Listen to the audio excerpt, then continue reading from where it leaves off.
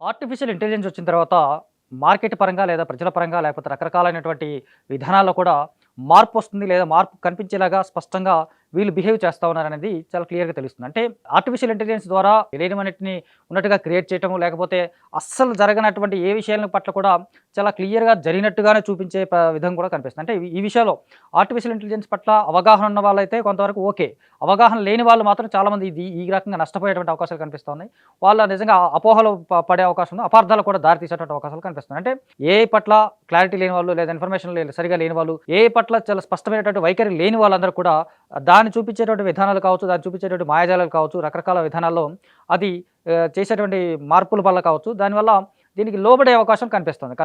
అంటే so example చూపిస్తే కనుక ఇప్పుడు వారణాసి సినిమాకి సంబంధించి చూస్తే కనుక సూపర్ స్టార్ మహేష్ బాబు, రాజమౌళి కాంబినేషన్లో రూపొందినటువంటి సినిమా ఇది. అంటే భారీ బడ్జెట్ సినిమా, చాలా బిగ్గెస్ట్ క్యాన్వాస్ పై వచ్చేటువంటి సినిమా కనిపిస్తుంది. అంటే అటు ప్రియాంక చోప్రా హీరోయిన్గా లేదా పృథ్వీరాజ్ సుకుమార్ విలన్గా నటిస్తున్నాడు. వీళ్ళు ముగ్గురు మాత్రమే కనిపిస్తున్నారు ఎప్పటివరకు ప్రధానంగా.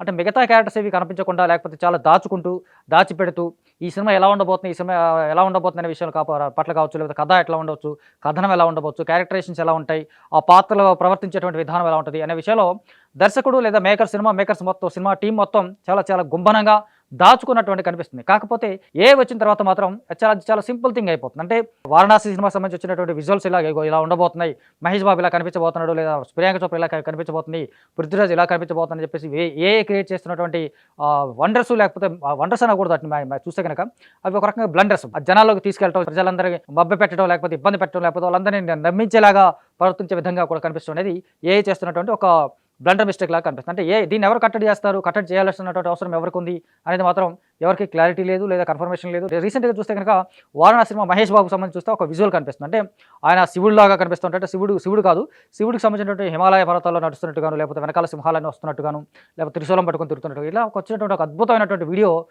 ఏఐతో క్రియేట్ చేసినటువంటి వీడియో రిలీజ్ చేశారు. నిమిషాల్లో వైరల్ అయిపోయింది, చాలా పెద్దగా చూసారు, మిలియన్స్ కొద్ది వ్యూస్ వచ్చింది. దానికి చూస్తే కట్ చేస్తే కనుక అది కంప్లీట్గా ఫేక్ అన్న విషయం మాత్రం చాలా క్లియర్గా తెలుస్తోంది.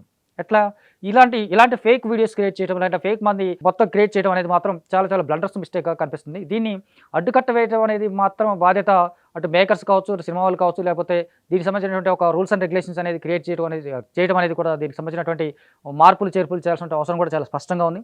అంటే సినిమాకి సంబంధించినటువంటి ఒక ఫీల్ని ఆడియన్స్ని తీసుకోవడం అనేది ముందు నుంచి ఒక ప్రిపేర్ చేయడం, ఆడియన్స్కి సంబంధించి ఒరిజినల్ ఫీల్ని ఇంపాక్ట్గా క్రియేట్ చేయడం, లేకపోతే ఒరిజినల్ ఫీల్ని వాళ్ళకి కలిగించడం అనేటువంటి ఒక నిబద్ధతతో కూడినటువంటి దాంతో పనిచేసినటువంటి విధానం కనిపిస్తున్నారు దర్శకులు కావచ్చు, లేకపోతే మేకర్స్ అందరు కావడం. కానీ ఇలా ఇలాంటి వీడియోస్ కావచ్చు, లేకపోతే ఇలాంటి చేస్తున్నటువంటి వీడియోస్ అన్ని ఈ ఒపీనియన్స్ అన్ని దెబ్బ కొడతా ఉన్నాయి, ఒపీనియన్స్ పట్ల మారిపోతున్నాయి. సినిమా ఇలా ఉండబోతుందని చెప్పేసి ఆడియన్స్ ముందే ప్రిపేర్ అయిపోతూ ఉన్నారు, లేకపోతే ప్రిపరేషన్ అయినటువంటి ఆడియన్స్కి దెబ్బ కొట్టేలాగా ఒరిజినల్ వీడియో తేడా ఉండటం అనేది అంటే కొంచెం కన్ఫ్యూజన్ అవుతుంది. అంటే ఒరిజినల్ వీడియో ఇదే ఉంటుందని చెప్పేసి క్రియేట్ చేసినటువంటి వీడియోస్ ముందే నమ్మితే కనుక నా నమ్మకాన్ని పోగొట్టుకునేలాగా సినిమాలో ఒరిజినల్ కంటెంట్ కనిపించకపోవడం అనేది చాలా వేరియేషన్ మాత్రం కనిపిస్తుంది. సో చేస్తున్నటువంటి మాయాజాలన్నీ కావచ్చు, లేకపోతే చేస్తున్నటువంటి రాంగ్ ఇన్ఫర్మేషన్స్ కావచ్చు, లేకపోతే ఫుటేజ్ మొత్తంగా రాంగ్ చేస్తున్నటువంటి కార్యక్రమాలు కావచ్చు, వీటి వల్ల సినిమాలకు సంబంధించి అంటే బిగ్గెస్ట్ భారీ బడ్జెట్ సినిమాలు కావచ్చు, లేకపోతే చాలా పెద్ద సినిమాలు కావచ్చు, భారీ స్థాయిలో ఉన్నటువంటి సినిమాలు కావచ్చు, ఇవన్నీ వీటి మీద మిస్లీడింగ్ చేసేటువంటి విషయం మాత్రం కనిపిస్తుంది. అంటే ఇలాంటి వాళ్ళని మిస్లీడ్ చేసే విధానం పట్ల కొంత క్లారిటీ తీసుకోవాలి.